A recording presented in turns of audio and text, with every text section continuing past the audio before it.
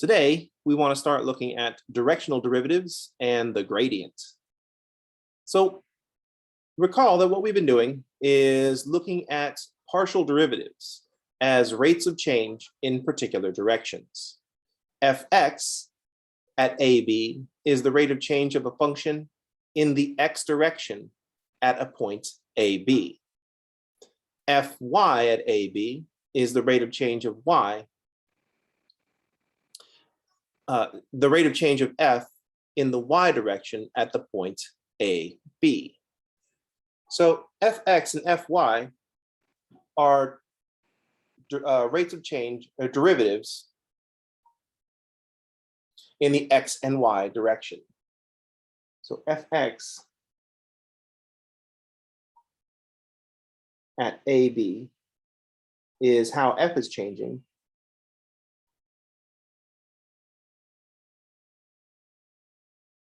in the x direction.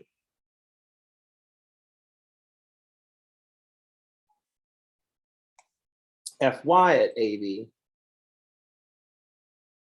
is the rate of change of f in the y direction.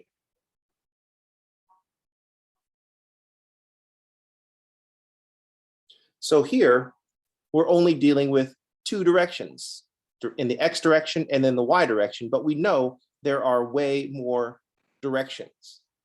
So we've got at a point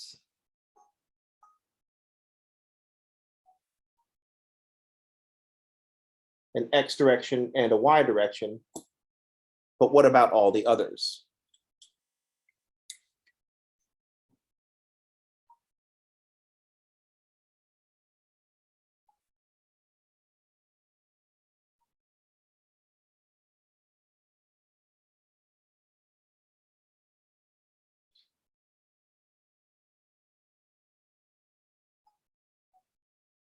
So what about all these other directions? We see there's an infinite number of directions. It's not just left and right and up and down.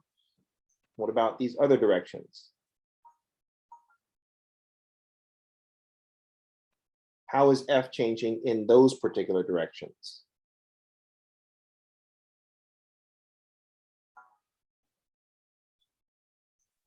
So since we're talking about directions, we're going to bring vectors into our derivatives. So these are all in the plane. I just realized that some of these look like they're coming out of the paper, but these are all in the same plane.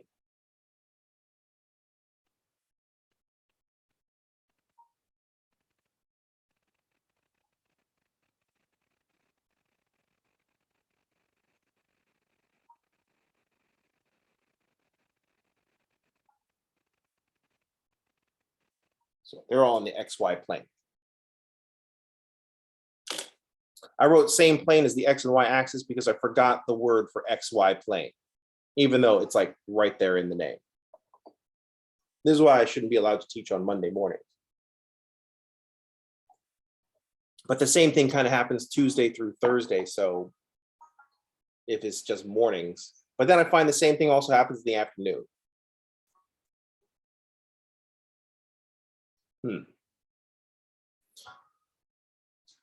So we've got all these other directions in the plane. It's not just the x direction and it's not just the y direction. Since we care about all these directions, we're going to have to introduce vectors in some fashion.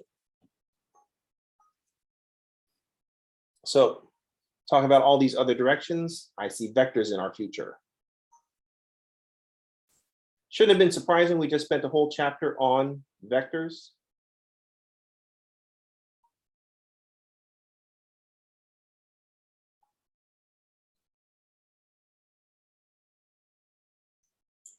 So we should expect, when I start talking about directions and derivatives, it just makes sense that we should combine the two.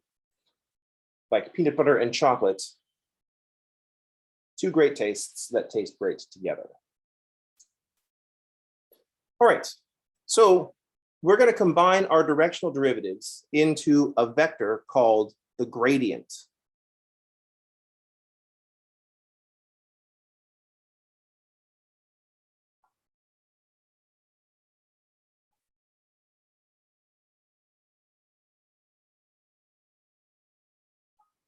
we're going to combine our vectors, or sorry, our derivatives into one vector called the gradient. So let's suppose that f is a function.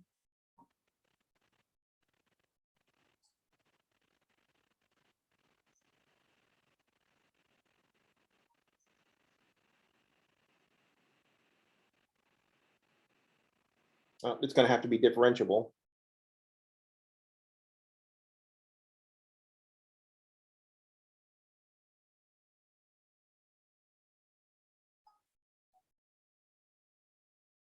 So let's suppose that we have a function that's differentiable at a point.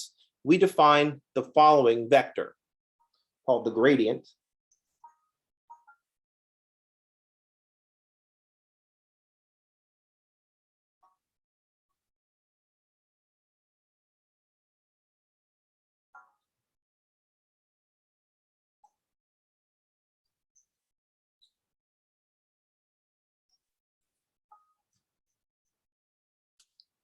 The gradient of f at AB, and we're going to denote this as grad f at AB.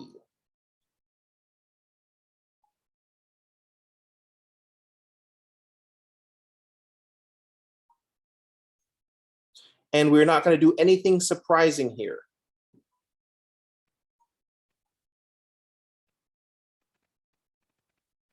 The gradient of f at the point AB is going to be the derivative, the x derivative, fx at AB times I plus fy at AB times j.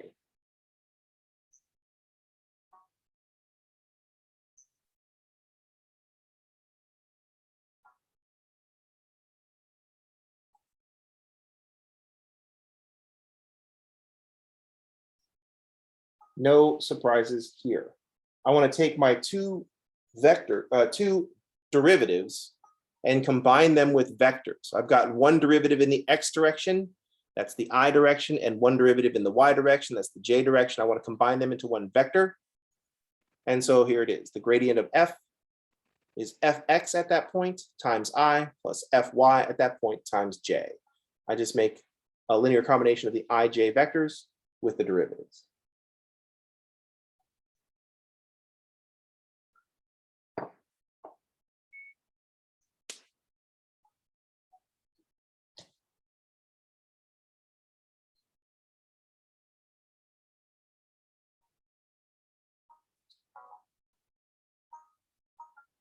So if we have a function,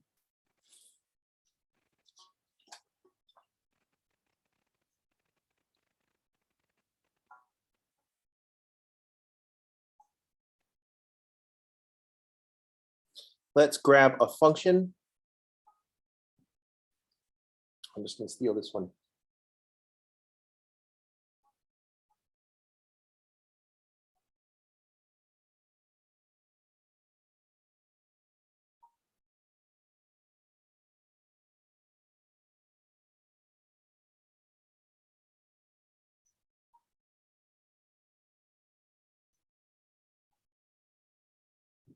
If we want to write down the gradient, we just need our two derivatives. Then we'll put them together into a vector. We'll take the two derivatives, evaluate them at this point, and then drop them into a vector. So the parts that I need are fx. I need the derivative of f with respect to x. So the derivative here is 1. The derivative of x is 1. The derivative of e to the y, since e to the y is constant with respect to x, fx at xy is just equal to 1, no matter what we plug in. So fx at the point 1, 1 is equal to 1. Let's take the derivative with respect to y. X is constant with respect to y. The derivative of e to the y is e to the y. When we plug in the point 1, 1, we just get e to the first power. So here are our two partial derivatives. here are our two partial derivatives. Here are the two partial derivatives evaluated at the point that we're interested in. And then we can put these together into a gradient.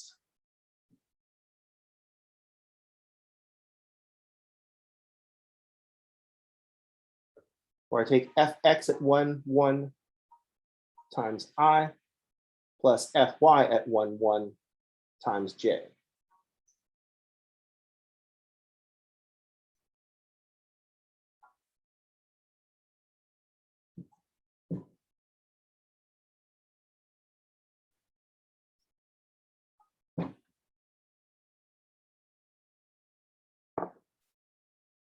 So we've got the derivatives.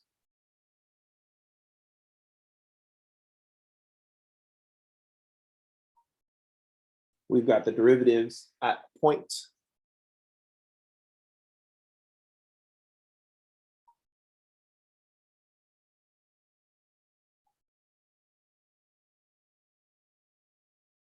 And then we have over here the gradient at a point.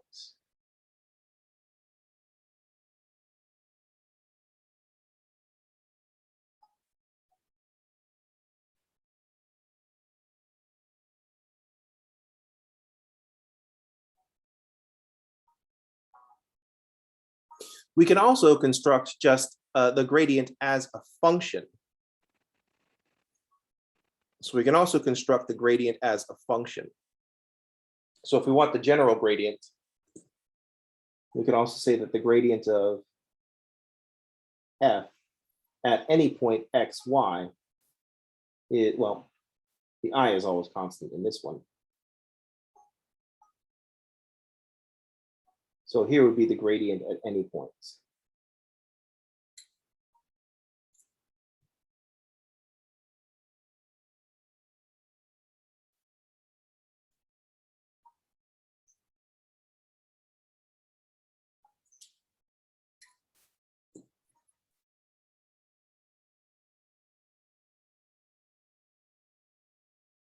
Just like we can have the derivative as a function, we can have the gradient as a function as well.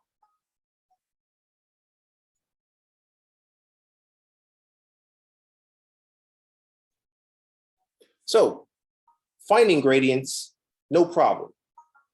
Once we're really good at finding partial derivatives, we will be good at finding gradients, because all we have to do is put the two partial derivatives into one vector. We do need to know what the gradient is telling us.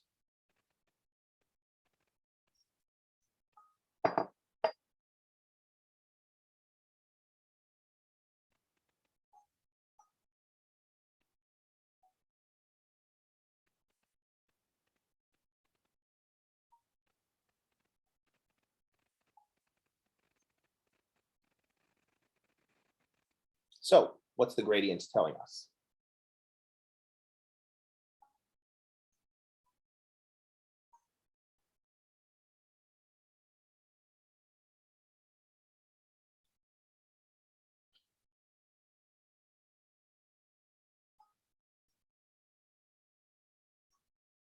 All right. So the gradient is a vector, and so it has a direction and a magnitude. So since the gradient is a vector, we have a direction and a magnitude. The direction is going to be the direction of the maximum rate of increase of f.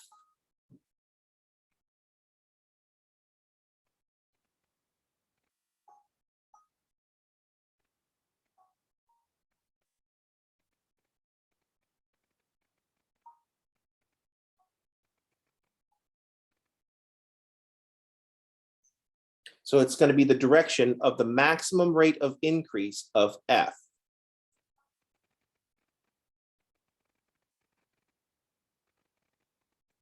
The direction is also going to be perpendicular to a contour. Just like with derivatives, we want to know things, what they mean in a verbal description. We also want to know what it means in terms of the graph. And since one of the graphs that we're looking at is a contour, we want to know how the direction of the gradient will appear in a contour diagram. So the direction of the gradient will be perpendicular to the contour.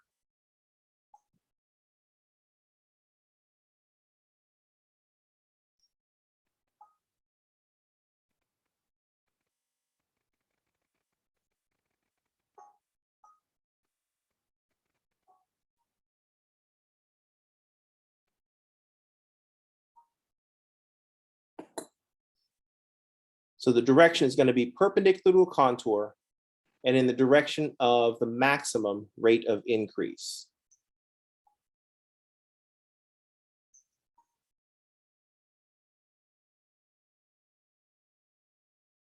Let's draw a picture why this makes so much sense. Let's suppose that we have a contour.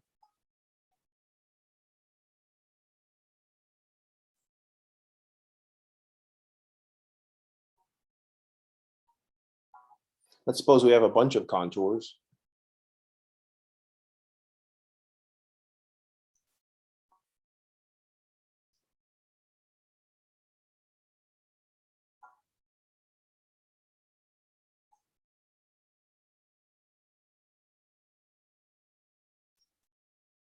And these all have, let's say, different values. So let's say 3, 5, 7, 9.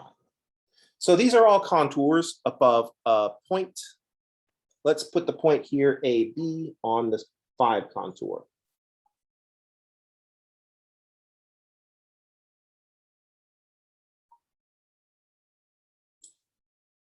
So the direction of the gradient will be perpendicular to the contour at AB. And it will be the direction of the maximum rate of increase. So it's going to point in the increasing direction.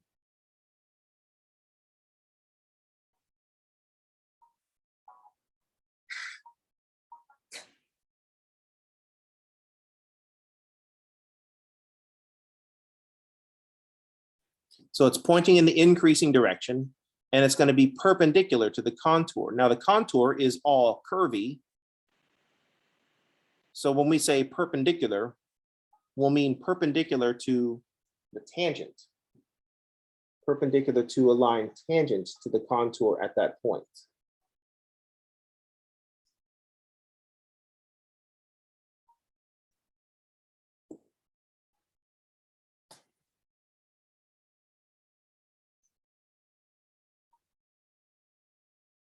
It's how f is changing, and the 3, 5, 7, 9, those are all values of f.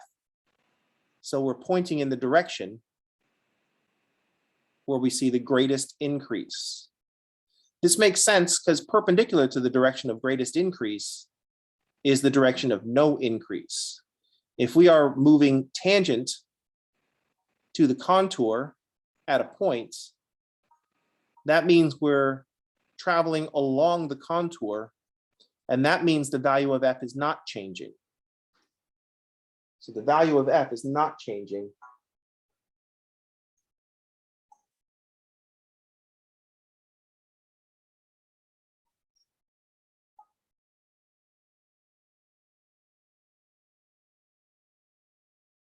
The value of f is not changing tangent to the contour.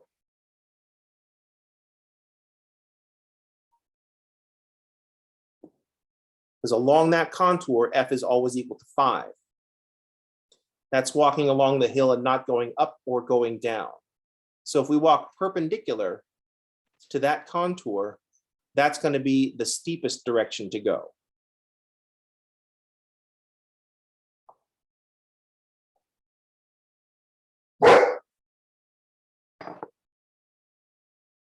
Any questions?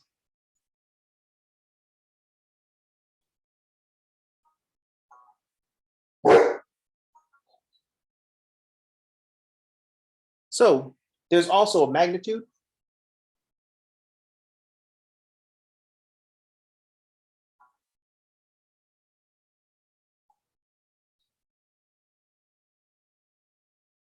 So the magnitude of the gradient will be the maximum amount of increase.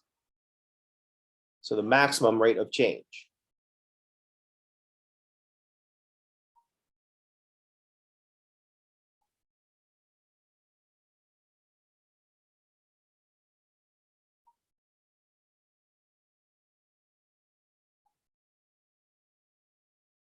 So there'll be a maximum rate of change. One way we could think of this in terms of the graph is that when the contours are close together, then the rate of change will be high, and when the functions are far apart, then the rate of change will be low. This is already what we know about contours. Contours are evenly spaced changes in the value of the function. So if they're far apart, we're not walking up a steep hill. When we see a bunch of contours crammed together very close, we know it's very steep, because in a very short change in x and y, we see a large change in the function. We see a fixed change in the function. So if we decrease the denominator, we increase the value of the slope.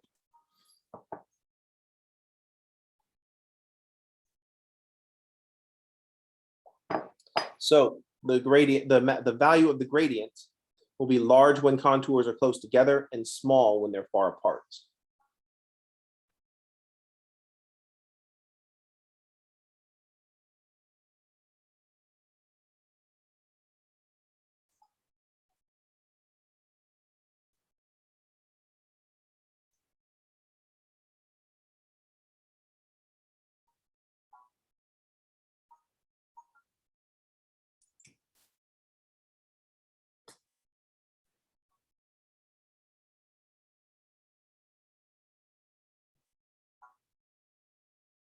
So the gradient is not going to be positive or negative. The gradient is a vector, and vectors don't have a positive or a negative. When we calculate the magnitude of a vector, since a magnitude is a length, the magnitude is going to be positive.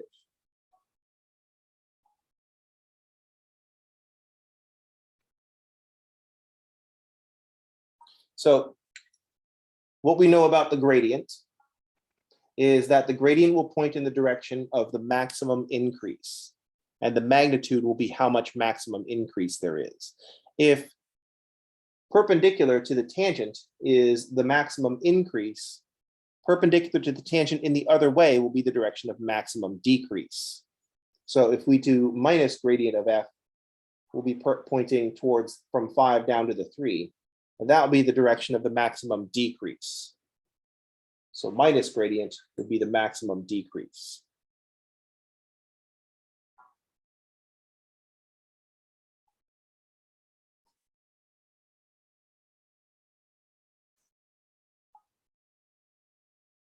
So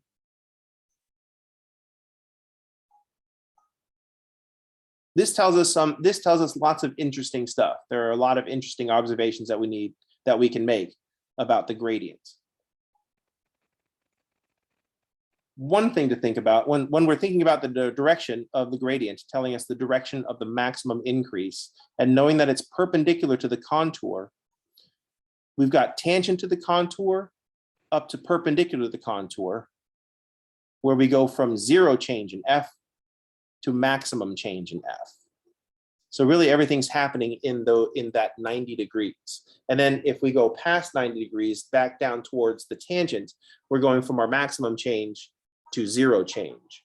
And then if we start going in the other direction of negative gradient, that's going to be just the same in decreasing form. So the minus gradient is the maximum change, maximum decrease. So if for some reason we want to calculate which direction to go in the maximum decrease, where is the steepest path down this hill? We would just use the steepest path down the hill, then we would just use minus the gradient. It's not that we can only use gradients with contours, it's just that that's how we're going to think about gradients. Because we're going to expand gradients. Right now, gradients are just directions in the XY plane. We're going to expand gradients to higher dimensions. So we'll also have a gradient in 3 dimensions. Or we can have a gradient in 4 dimensions, but it'll always be the same thing. And it'll tell us the direction of maximum increase.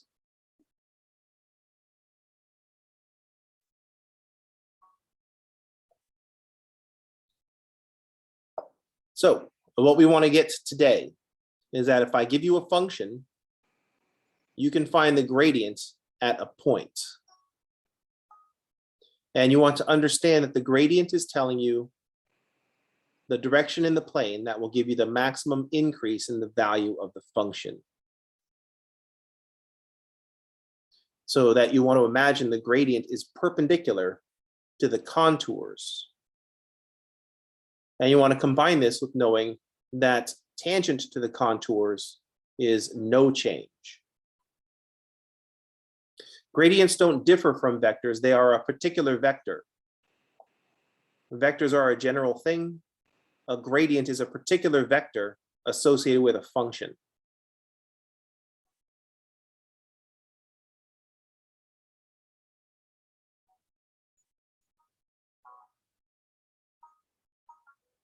So if we have a contour, let's say that we have contours that represent elevations on a hill, then the gradient will indicate which is the steepest direction up that hill. So if we're walking along the contour, we're not changing elevation at all. We're staying, so if we're walking along this 5 contour, then our elevation stays at 5 the whole time. If we walk perpendicular to the contour, that's where the hill is steepest. That's the steepest path up the hill. And then so if I walk up at an angle between the tangent and the gradient, if I walk at this angle, I'm walking at a less steep angle. So if I have, let's say, a maximum slope that I can drive a car up, I'm going to want to go back and forth across the hill. Because if I travel tangent to the contour, then I'm not going up and down at all. And that's not what I want to do. I want to get up the hill. But if I go a little bit above the tangent, then I'll still increase my elevation, but it won't be the maximum elevation. Gradients are always going to indicate the direction of the maximum increase.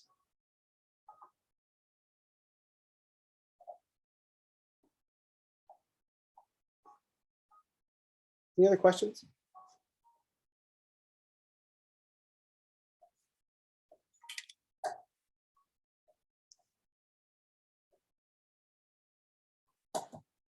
So we want to pull out the things that we want to think about gradients. And I didn't justify any of this.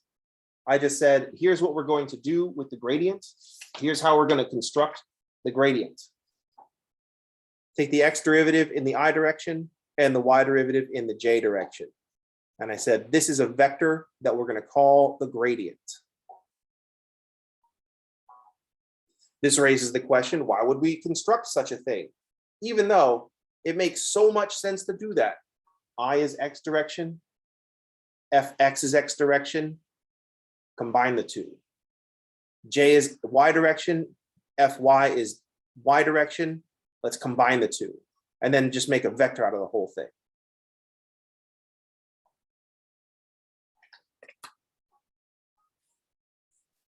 I also didn't justify what the gradient is telling us, because I want you to know this first, and then we can justify it later.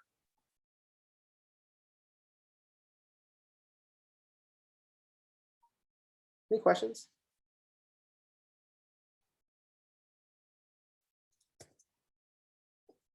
All right. So you need to learn, given a function, z equals f of xy, a function of 2 variables, how do we construct the gradient? Take the 2 partial derivatives, put them into a vector. And what does that gradient vector tell us? It tells us the direction of maximum increase. The gradient is going to be perpendicular to the contours. So we have a conceptual way to think about the gradient, and we have a graphical way to think about the gradient. Any questions? Comments? Deep thoughts?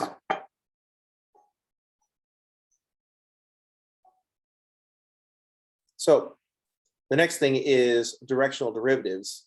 We have the direction of no change, tangent, and the direction of maximum change, gradient. How are we going to figure out the values in the middle? How are we going to figure out rates of change in the middle?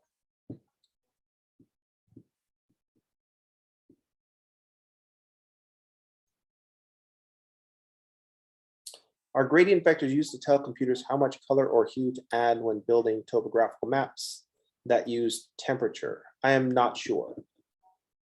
I do not talk to computers very much. I would imagine that the computer just looks at the temperature at a point and then looks at a table and says, when it's this temperature, make this color. And then when it's this temperature, make this color. But I can't confirm or deny that.